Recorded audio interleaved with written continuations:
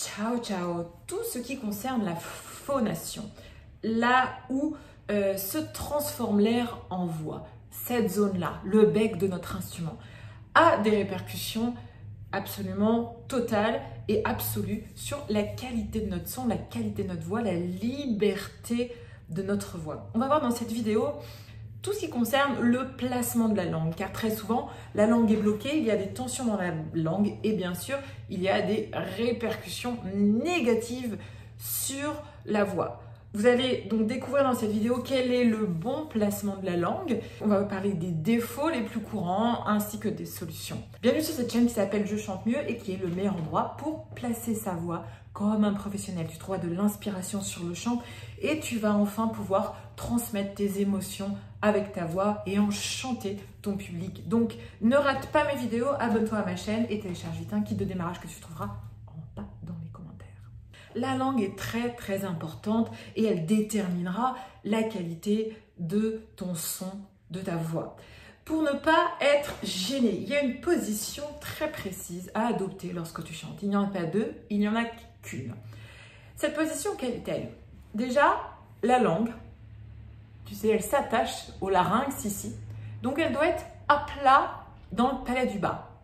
Comme ça. La pointe de la langue doit être derrière les dents. Ici. Ok? Comme ça. À plat et derrière les dents. Quels sont les défauts les plus courants que je rencontre toute la journée avec mes élèves? Eh bien, c'est que souvent, la langue, je la vois bouger. Pourquoi est-ce qu'elle bouge lorsqu'on chante? Elle ne devrait pas bouger normalement.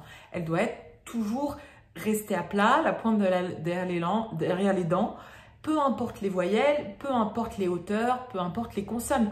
Ça ne doit pas bouger. Si ça bouge, ça veut dire que vous faites trop de choses ici. Ça veut dire que vous forcez ici, que vous appuyez, que vous faites des nœuds. Je ne sais pas ce que vous faites, mais en tout cas, ce n'est pas libre. Donc, si vous pouvez vous observer devant un miroir, quand vous chantez, vous voyez que la langue, vous prenez un miroir devant vous comme ça. Et si vous voyez que si la langue bouge pendant l'émission vocale ou lorsque vous arrêtez de chanter, que vous mettez à reprendre de l'air, que ça bouge, c'est qu'il faut que vous stabilisez votre larynx. Donc, qu'est-ce que vous faites? Vous regardez mes vidéos concernant le larynx, concernant la stabilité du larynx, ou alors pour aller plus vite et pour connaître les vrais exercices qui vont vous donner des résultats immédiatement, vous procurez mes formations.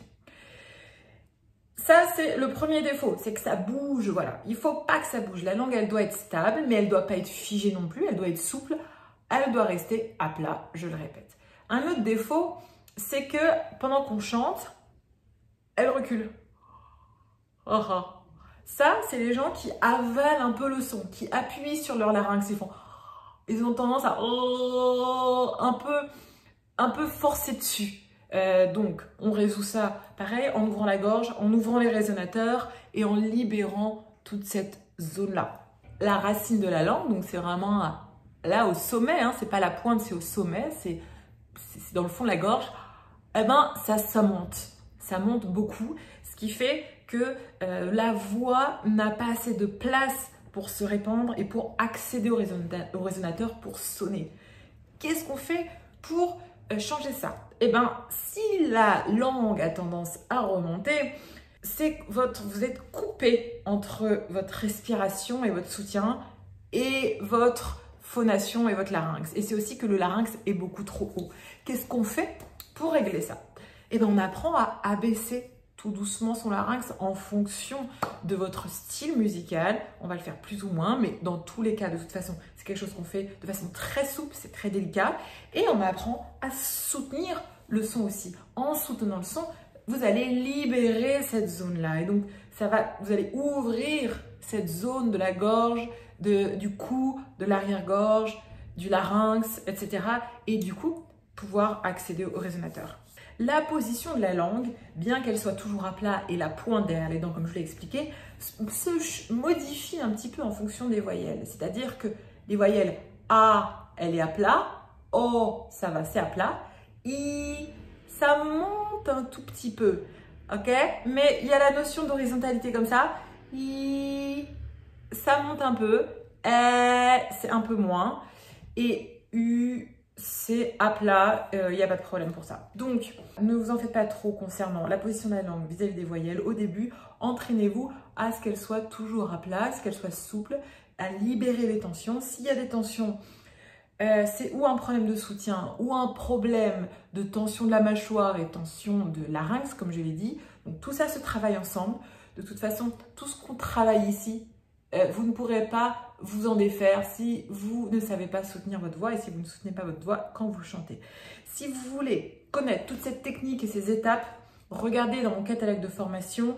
Je donne tous ces exercices que je partage qu'avec mes élèves. Ce sont des exercices qu'on trouve dans les plus grands conservatoires auprès des plus illustres professeurs de chant. N'oubliez pas, pour soulager cette zone et ouvrir cette zone, il y a donc le soutien comme je l'ai dit, l'ouverture comme je l'ai dit, et l'accès des résonateurs. Vous devez ouvrir votre visage aussi lorsque vous chantez. Ouvrir vos yeux, ouvrir les résonateurs. Pareil, regardez mes vidéos, regardez mes formations pour comprendre de quoi il s'agit et pour pouvoir l'appliquer dans votre chant dès aujourd'hui, dès demain. J'espère que cette vidéo vous a plu. Si vous avez des questions, vous pouvez me les laisser dans les commentaires. Si vous avez envie de suivre un cours gratuit avec moi pendant une vingtaine de minutes pour les hommes ou pour les femmes, regardez en bas dans les commentaires. Si vous avez envie de me saluer, faites-le, ça me fera plaisir. Je vous dis à très vite pour une nouvelle vidéo. Ciao!